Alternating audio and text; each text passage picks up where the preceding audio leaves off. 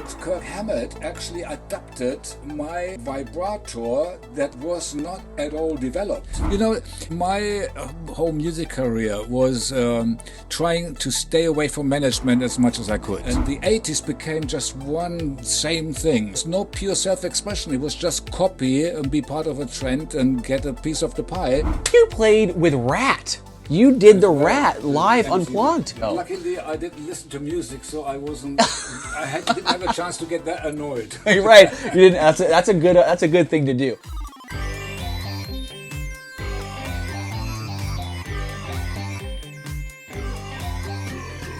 Hey everybody, it's Derek over at Masters of Shred aboard the 2025 Monsters of Rock cruise for a very special episode of Pages in Time with an absolute guitar icon. Alright, so the first thing you gotta do though, remember to hit that subscribe button, shred it, hit the notification bell, drop a comment, like this video, share it with friends. We're going big today, folks. I'm happy you tuned in to join us. So, as we do in every Pages in Time episode, let me take you back to the period of time that we are going to be looking back on. And I'm talking about the January 1988 issue of Guitar World, which technically is December 1987 because I usually did it a month in advance. So let me paint the picture for that year in pop culture.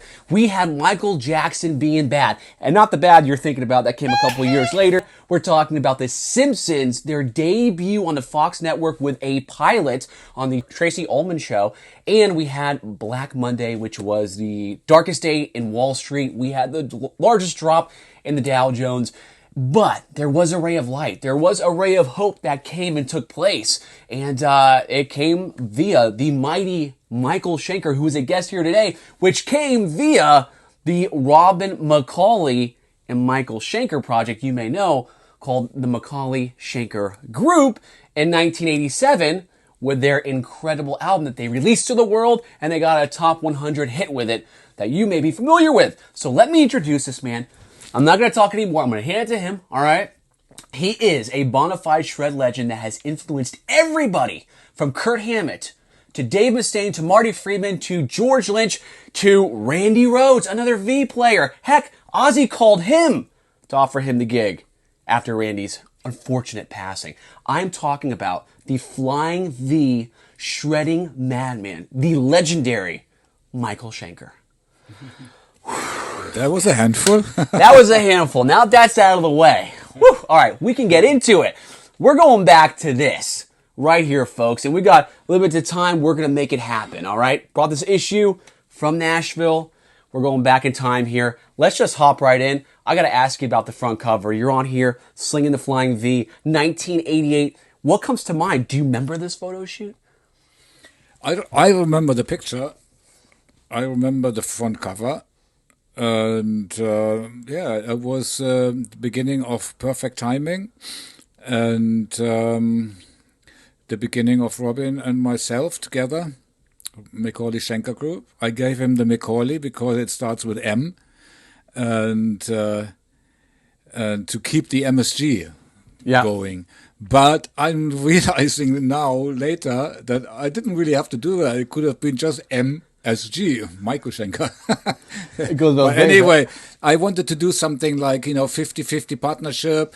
I wanted to experience what it feels like having one person who is as involved as myself and share responsibility 50-50. And that was that period in time. Wow, very cool. This was, again, your album had dropped a couple months before this issue came out. And it was more of a commercial approach for your sound, right? And, right? Say again? Yeah, the album was more of a commercial approach to get on the charts. It seems that way. I guess maybe, you change members or singers, things become different. So I guess Robin has a very commercial voice, and that's what it comes down to, because the vocals is what you hear all the time. Yep. But I was in the mode of playing harmony guitar, so I did a lot of harmony runs and stuff. So because I keep developing, I practice pure self-expression. I always try something new, something different. And so that was the period when everything met at that point. That's what came out of it. Wow. And plus, it was also some of the songs were written by other people, so that also has a big influence on it. Yep. Now I can hear, I could see that. So let's hop in. And the way this works is any ads that come up, gear, articles, and just say, oh my gosh, I forgot about that. Feel free to chime in. We're just revisiting, super nostalgic things this time, talking about what you're doing now. All right, so let's hop right in. So right off the bat, got some Gibson love. You were a Gibson guy. You played some Gibson stuff, and now you're a Gibson guy again. I heard, right? You're going to be a Gibson guy again. Yeah. They got you a signature model, right? I'm already a Gibson guy. This is my Gibson. But has your signature model come out yet? It's actually completed. It's ready to be looked at by me and touched and played but it's ready. It's designed. I'm going to see it at rehearsal for the European tour in April. Kidding. Now, can all the viewers and your fans expect something different than normally what they would expect? Is there something you've added to the guitar that's different than you've maybe seen in the past? Yeah, it's back to the past. Back to the past. Yeah, it's everything is back to the past. I do the UFO thing, my years with the UFO, all the songs that I wrote, basically of the Strangers in the Night album, and it's all 50th anniversary. I mean, it has been 50 years since I have not been listening to music, 50 years since I joined UFO, 50 years since I played Gibson. Right. And now it's like you're coming back home, Everything is coming back now. Full circle. Got it. So we got a little Gibson love here. Les Paul Custom Light. My good buddy Josh grew up in high school. He got that guitar recently. Very cool color, hard to find.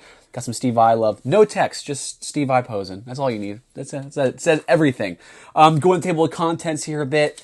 Going through some of the ads. And we're going to speed it up here. We're limited time, folks, but we're happy to have Michael here.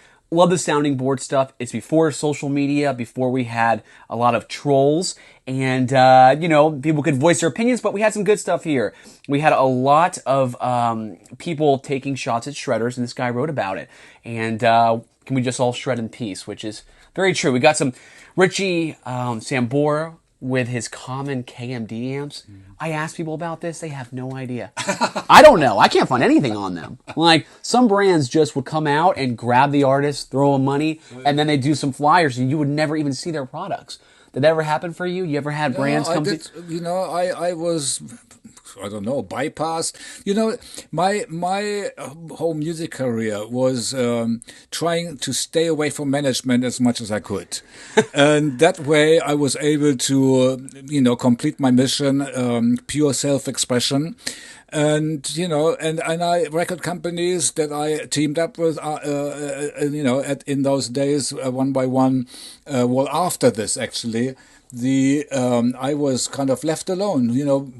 Michael, do your thing, and my thing was to come up with something that is unique.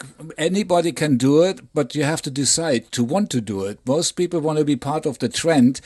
My mission is to inject new ideas into the world to keep everything fresh. And so if nobody does it, it becomes stagnant very fast. But, and so I don't expect much, in regards to money or anything like that. I can live in a very simple way. Necessity is all I need. Music, by self-expression, being creative, keeps me happy. You spoke about that in this article you did, actually. Yeah, it's funny to see decades later it hasn't changed. The same belief system. 50 years.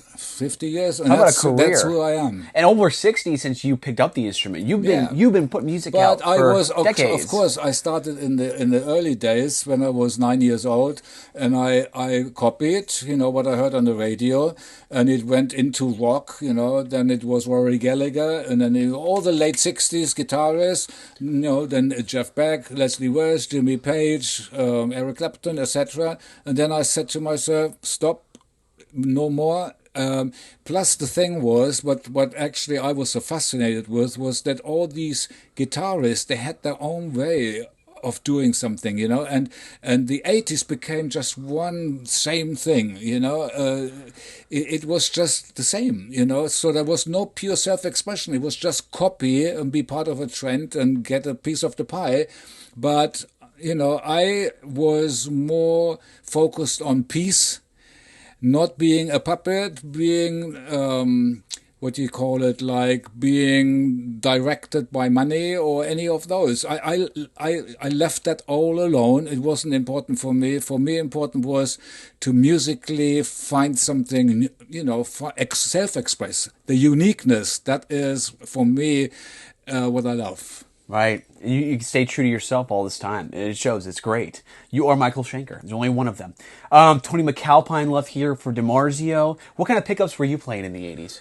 See, that's another thing. I don't have no clue, because I pick up a guitar. Somebody just told me he started guitar lessons, you know, after all this. He's already very old, you know, but he said, I never knew about this and this and that. Neither do I. I've been played all my life. So when people try to have a technical conversation about guitar with me, I have to pass. All I can say is whatever I do is by ear and by feel, and that's all I know. Wow. That's very cool. And you've stuck. You have your iconic guitar. You never switch. You saw a lot of artists sometimes back in the day.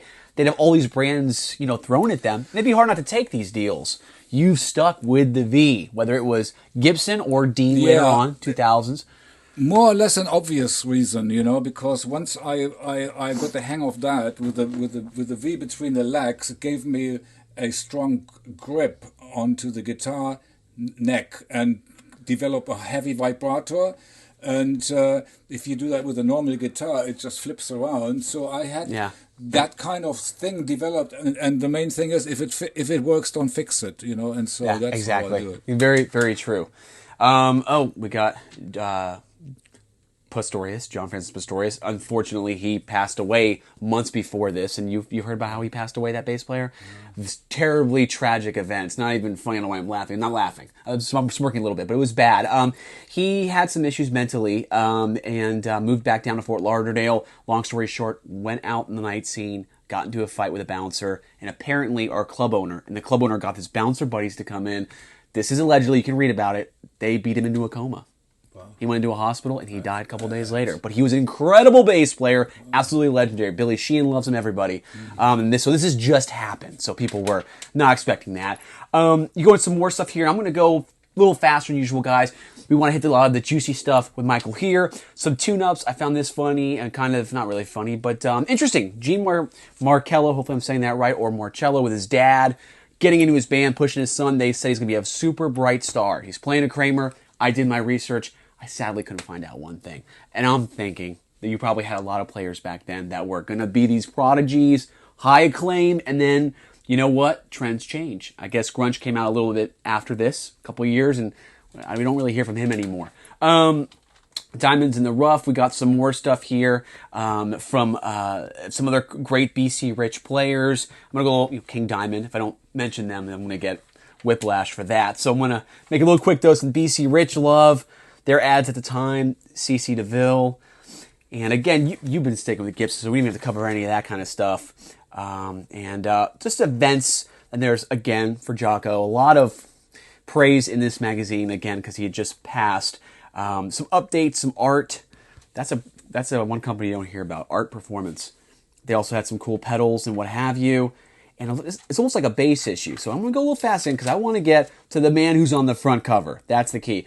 I always like those old school Morley ads. Do you ever, which you are known for your wah. You like to caulk the wah midway. So what kind of wah are you using? Has that changed at all? Dunlop. Dunlop. Yeah, that is I fiddled around with the first rubber pedal I ever had when I was 16, and I found that wheel inside, and I found the sweet spot and locked it in, and on demand I would get that sweet spot. But that broke down, components, got old, got cheaper, and it was not useful anymore. And so I stopped playing WAP for a long time.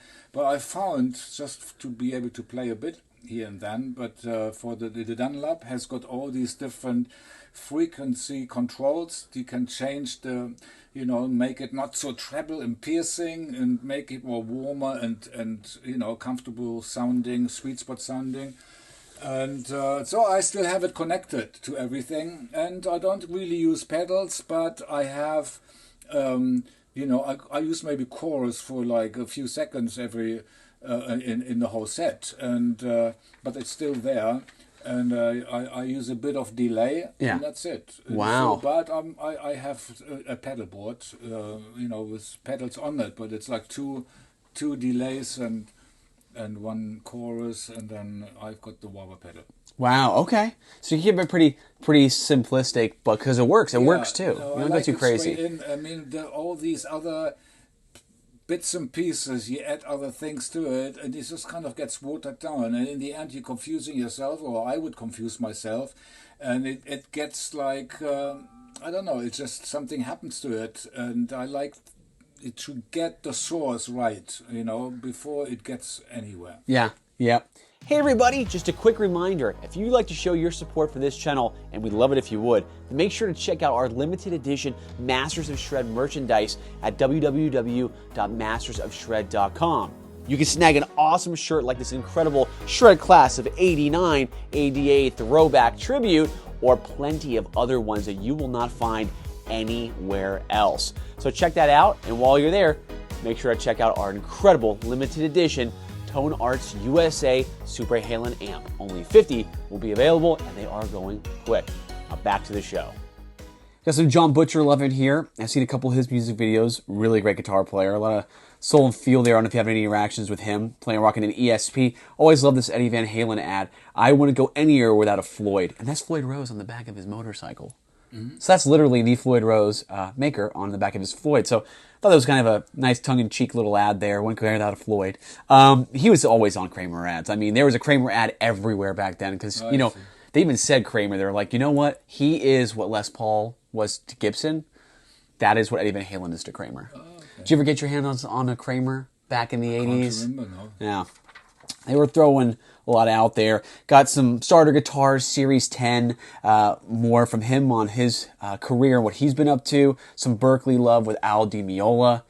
Gotta love that. There's a lot of enthusiasm for learning in these older magazines. It was crazy. It was a time to get, as you said, everyone was getting technically crazy in the 80s, right? There are all these crazy technical players. It was like, it got really weird when people discovered tapping.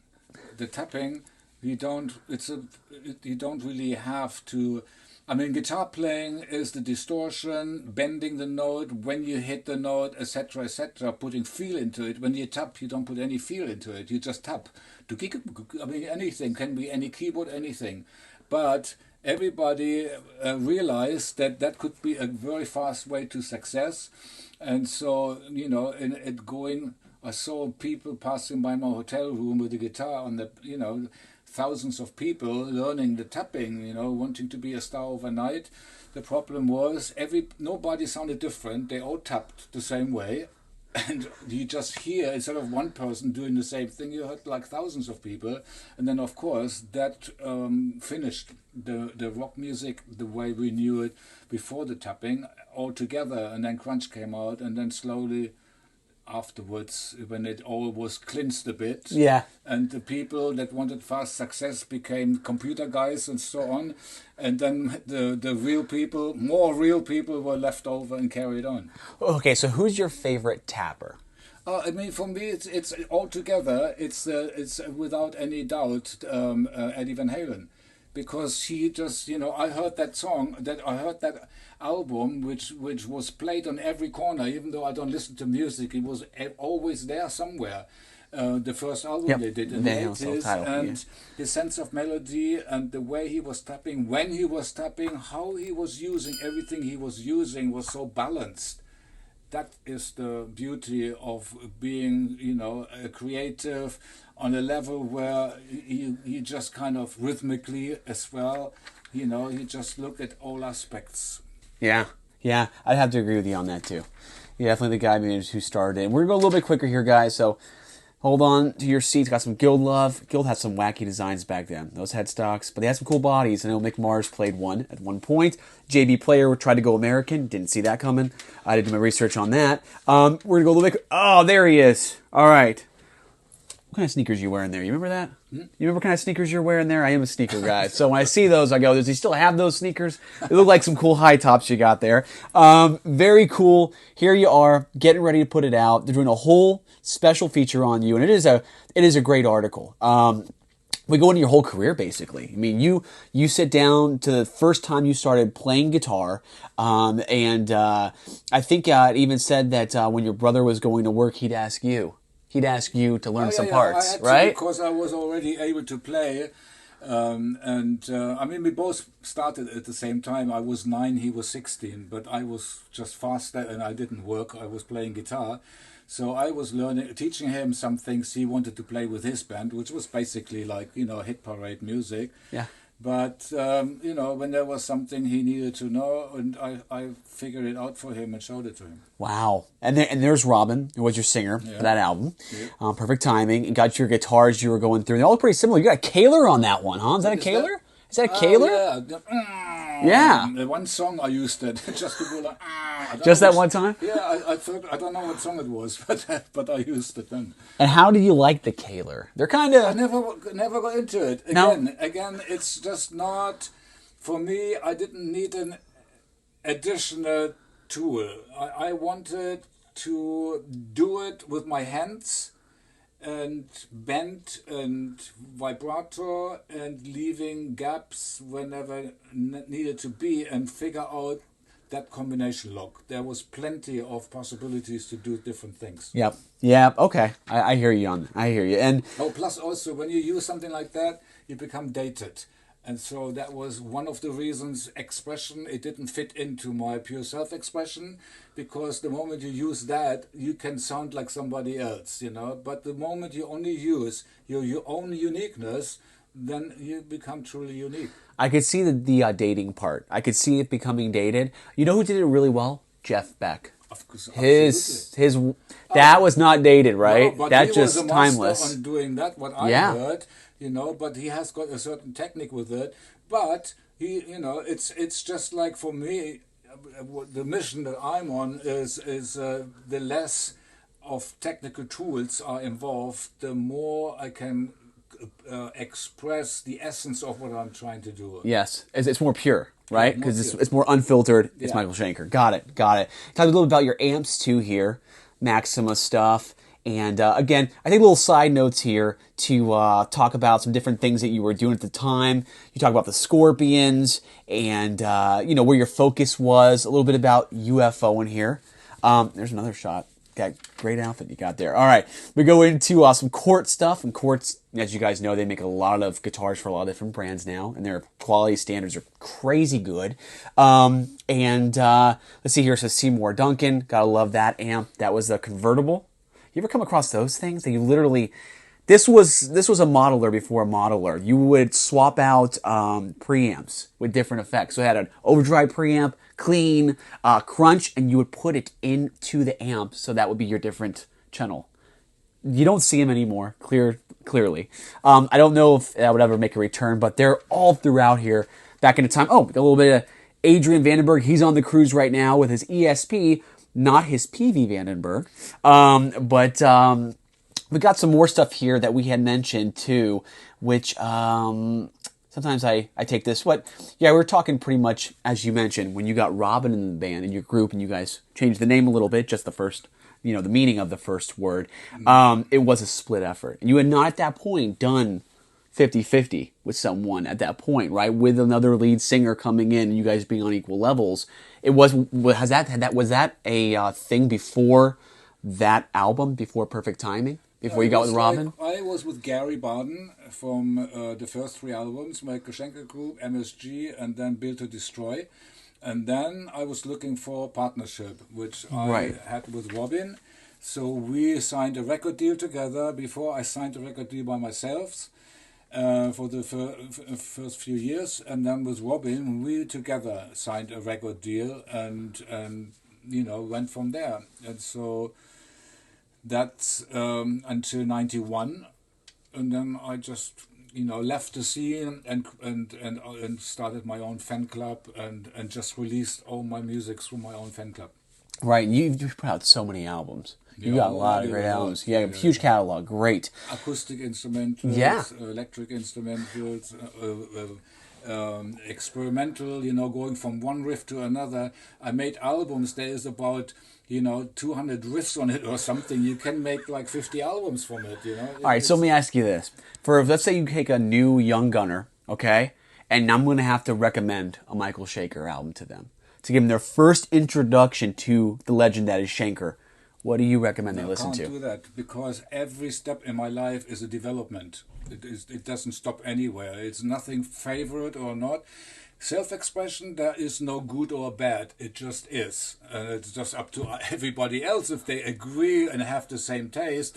But some people, if they love what you do, you can't be more happy because it's self-expression. Right. So, but there is you can't put points on it. You cannot say this is better, this is worse. But I put like so many riffs together.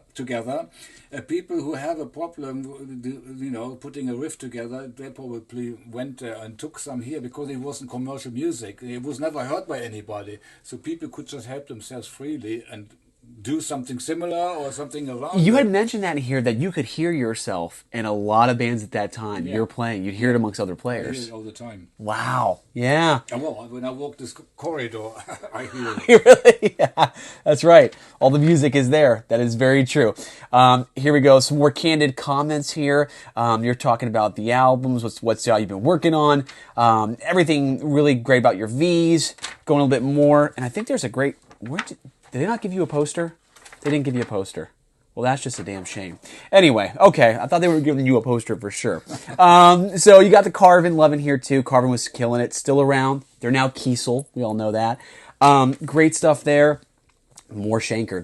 They gave you a pretty good write-up. They did pretty good for you. I mean, you got some great stuff in here that you went into your crystal ball. I think I'll happily be an opening act because I'd rather play in big places instead of headlining little places. I've become one with my guitar, and I understand more now. I have more experience. I've matured. That was 1987, technically, right? So, very cool insight you were giving everybody. Some Hamer love with 𝙃𝘼𝙂. Some cool pedals. The Guitar World Whammy Awards. I always wanted to know, what people's votes were here. Little Steven's Rock and Roll Show, Medicine Show. Now, I've seen him with, was it Bruce Springsteen? I believe it is, right? His guitar player? Steven or something? Yeah, the bassist was T.M. Stevens, right? And Pat Thrall. And little Steven Van Zandt, right? I think I also saw him on the Sopranos. I don't know. Great ads back then. Like, you got the guy sleeping. He's dreaming about being a rock star. And he's only going to get there by falling asleep with his guitar. It's just the enthusiasm you had back then. Yeah. It was untouchable, I feel like, by today's standards. Some more JB players. No real value in these kind of guitars. Lower end, entry level. Still pretty low on the market. Some more Morley love. Again, we're going to go into teaching. I'm going to wrap this up for you folks. Okay, of course, Joe Walsh, legend. I love Joe Walsh's stuff. Are you a fan of Joe Walsh? I'm familiar with him, yes. That James game was great. When I was looking for late 60s players, he was fun to watch and to listen to. Yeah, he's got a great voice, too. I love that voice. Very, very distinguishable. Some Steve Lukather, who's all over here for his studio work stuff. And of course, he was in the band at the time, Toto, but some Vivian Campbell. He's got his Night Swan, which actually I think is a Buddy Blaze before. No, I think the Night Swan had come out then. Maybe even says it, and I missed it. But really good stuff there. We go into this custom guitars. You can get the Gem, as seen on MTV, the Fire guitar that Steve Vai used. And I don't know who's Gem Custom Guitars, that's right. I love this too. This is Norm's Rare Guitars. Have you heard about Norm's Rare Guitars? No. Yeah, they just made a documentary on Netflix. Iconic vintage guitar store. I mean, everybody goes there, actors, musicians, everybody. Are you into vintage guitars, or do you kind of stay, these are mine, I'm going to stick with these, or do you start collecting? Go out and look for things. No? No, I don't need to. Okay. Yeah, you found what works. There's no need to go further. I gotcha. Now we're going to go into Joe Walsh's guitars, some more of that stuff. Mark Knopfler with his Pensa Suhrs, which this was actually John Suhr. He worked at Rudy's Music in the 80s, and he was building these with the owner. Pensa, Rudy, I may have got that wrong, guys. Correct me, but Pensa Suhr, very expensive guitars. Knopfler's, his Pensa went for about $650,000 at auction. That's crazy. Crazy, but this was the precursor to Suhr guitars that we know today. Got some more great ads in here. Stinger Electrics, which are actually made by Martin acoustic guitars. They wanted to make Oh, electrics. Yes, because I like the Martin acoustic guitars. oh, they're great. Yeah. But everybody wanted to shred in the 80s. And they're like, we're losing market share here. They started making electrics. And they did really well with them, too. Yeah. So this is that was the trend back then, right? Got some more here. I think this is a string company. Got some wild stuff. Progressions. I think we did. I'm not sure if we went into any songs. I think they taught some of your songs in here. Let's see. Gear, all that kind of good stuff. And you know what I'm going to do, actually? We're going to have more ads here, guys. I'm going to do this so we can make our timeline and get him on his way. Some more ads. I always say every ounce of, inches in these magazines were taken, they could make money off of. It was just, again, natural enthusiasm, some ads there. I always love that Ovation. People hate it. You did? Yeah. I did an acoustic guitar thing for a long time. You played with RATT. You did the RATT live Unplugged. Yeah, Unplugged. Yeah, for Robin Crosby. How was that? I mean, I remember seeing it. It was great. You killed it. It was, I was helping out. I was helping Warren Demartini, became a friend, and I was asked if I could help out. And I didn't have anything to do in the first 6 months with Robin. We just joined the management, and RATT was on the same management, so was, that's how the contraband happened too. But that's how I was available, and I was able to help them out, and that was it. Then I carried on with Robin. Wow. Yeah, I saw that a couple of years ago. I'm like, oh my gosh, it's Michael Schenker playing guitar. This is great. I always love that, though, with the F-holes that are lightning bolts. You don't see that model a lot. No, I don't. I have never seen it. It's very of the 80s, right? Very of that time. Yeah, I've never seen that before. They even made a snakeskin one. This is crazy. Now, snakeskin Ovation, but they did. Oh, snakeskin. Yep, I've seen them. They looked cool, like cheetah, I think, too. Very cool one.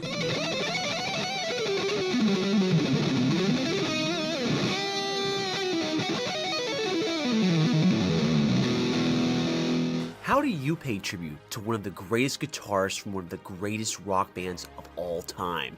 Tone Arts USA proudly brings to you the ultimate addition to your shred den, the limited edition Suhr Halen 1x12 stack. Draped in the pages of a vintage 1990 Van Halen comic book, the Suhr Halen is a showpiece that can rock like no other. Handcrafted by Tone Arts master luthier Sam Hill, no two Suhr Halen amps are the same. Each cabinet is scientifically crafted with the highest grade materials to give you that monstrous tone that will light up the sky. It's fully loaded with a 12-inch USA-made Green Beret speaker, a total upgrade from the Celestion G12M greenbacks that we've become so accustomed to. Each cabinet is closed back just like Eddie's, but Tone Arts USA does offer an optional open back if your heart desires.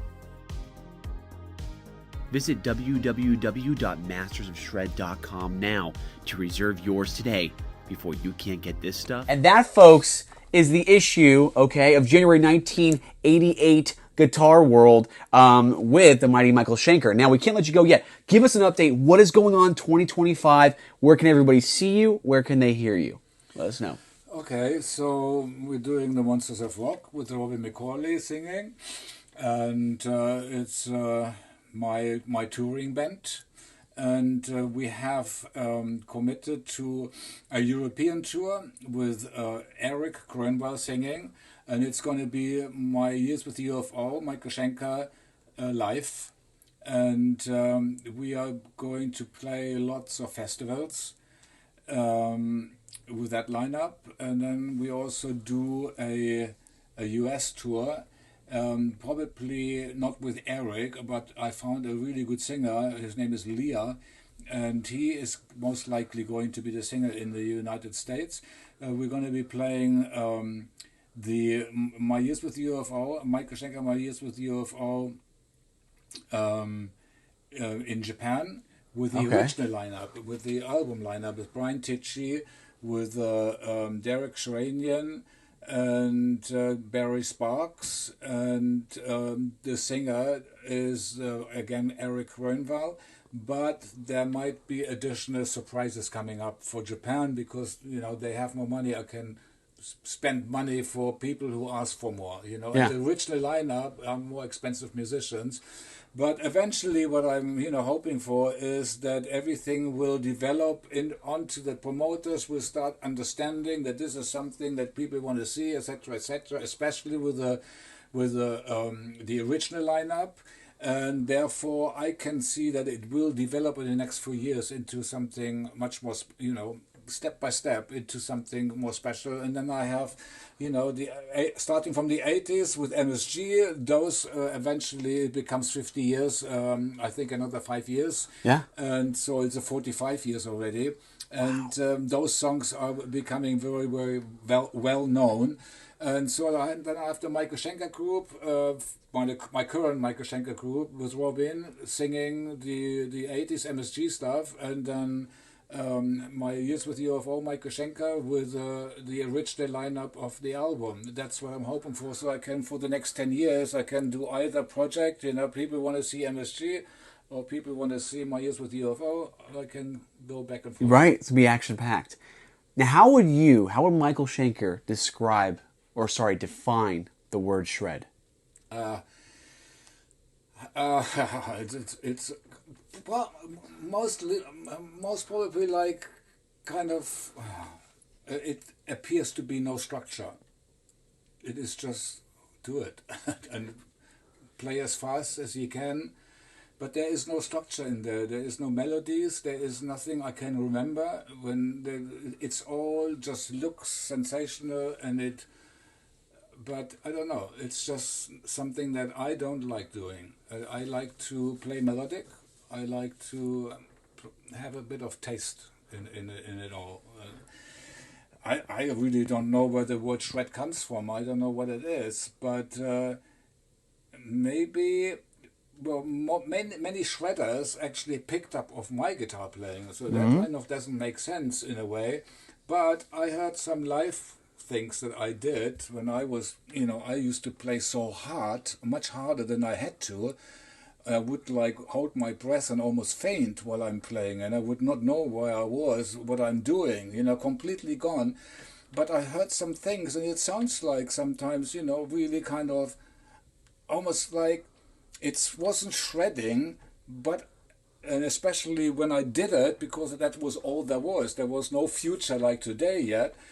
But I think what people picked up is not what I was doing, but that's what they got from it. Right. So, for instance, Kirk Hammett, when I was doing Lonesome Crow, I was 15 years old, Kirk Hammett actually adapted my vibrator that was not at all developed. I was starting to get somewhere, but he must have liked that vibrator, and he took it, and he's still using that vibrator when I heard what he did.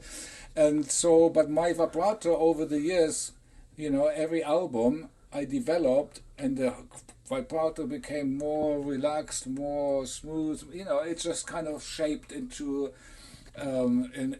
better quality. And so I don't know what people got. I think since I developed, and I never stopped developing, by the way, and I have been doing that for 50 years, so you have got all sounds like Michael Schenker, but always in a slightly different way maybe. So different generations, different people adapted from different development periods of my playing. So it just, some people got influenced, at Fawcett, some people got influenced at the later state, but they all adapted my latest development more or less. And, and I guess that's how. But, in the 80s, because most people took it from what I did in the 70s. So I always say that, the 70s basically created the 80s, but people copied the 70s and turned it into a commercial thing, Yeah. One bass drum, one snare drum, so like disco music, commercial. Yep. For everybody to understand.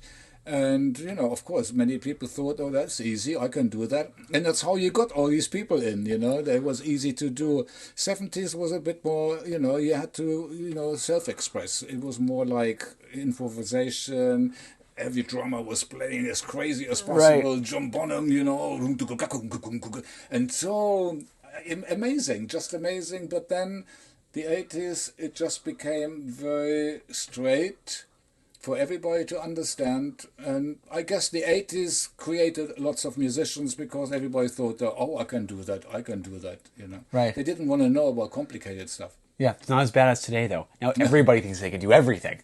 It's like, you know, back then, no, yeah, you're right. Because remember, you didn't have MTV in the 70s, so you got MTV in the 80s, which now puts everybody in this, you know, this like sphere, this ball where they're watchable, and now you can see what your favorite band looks like more than just working open a record and looking to the back. Yeah. You know what I mean? So it was a revolutionary time, but I can definitely see what you're saying there. But that's a great definition of it, too.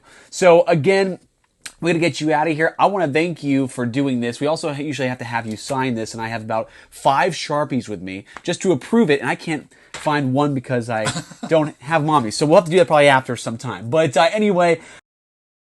A few moments later. What am I doing? Oh, you're just going to sign it? Yeah, so we have everybody approve it. We went through it. Are you ready? Sign it. Yeah, you can write whatever you want on it. Here you go. There it is, folks. Pages in Time with Michael Schenker, the legend. Thank you. Jeez. Thank you for watching. Big shout out and shred out to the mighty Michael Schenker, okay? If you like this video, share it with your friends, comment, subscribe to the channel, check out our awesome Super Halen amps by Tone Arts USA, only 50 available. I'm going to get a lot of stick from shredders now. Oh, yeah, you got, oh, I forgot to tell you, our channel is called Masters of Shred. So, no, you're not going to get any stick because, honestly, you're probably one of the most, if not the most influential guitar player that played a huge part in every player in the 80s. It was, I would say, honestly, you and Eddie, from the 70s at least, you influenced almost, I would say, almost everybody from the 80s that came out. All the great virtuosos started with you, and Eddie was late 70s. You were doing it years before that. So, arguably, again, most influential But some people shredder. say I even had a little influence on Eddie. 100, I can see it all day, yes. Yes, absolutely. I never knew I had any influence on anybody because I wasn't listening to music. I was told in the 90s that what happened. Well, but really? Yeah. All of a sudden, there was like, you know, all these names coming out. They all kept their mouths shut, huh? I didn't even know they know me, you know. Well, it said that Randy was also inspired by you too. Randy Rhoads. Well, he did play a Flying V, right? Yeah. So, you know, him, even Warren Demartini, as you wouldn't have become friends with him later, all inspired by your playing. And that is crazy because you said it. A lot of people didn't know about your stuff. And if they knew, they knew. And they were using a lot of different kind of stylings that you'd have to hear it and go, what the hell? That's me over here, right? So it's a crazy outlook, but it's really an honor to have you on this show. But luckily, I didn't listen to music, so I wasn't. Didn't have a chance to get that annoyed. Right? You didn't. That's a good thing to do. Also, if you did, it may start to influence you. And I've heard some people say, I purposely will not listen to music because then I'll start playing some other things, not wanting to, but I just do it. Yeah. So you know, you're at that time where you trained your own ear. Right? Which is pretty remarkable and very cool. So, again, thank you for being on this show. Thank you. Absolute honor. Michael Schenker, folks. Pages in Time. That's where it's at. Check out our official merch, mastersofshred.com. Check out the Super Halen amp. Thank you guys for joining us. And stay tuned for more episodes of Pages in Time aboard the 2025 Monsters of Rock cruise.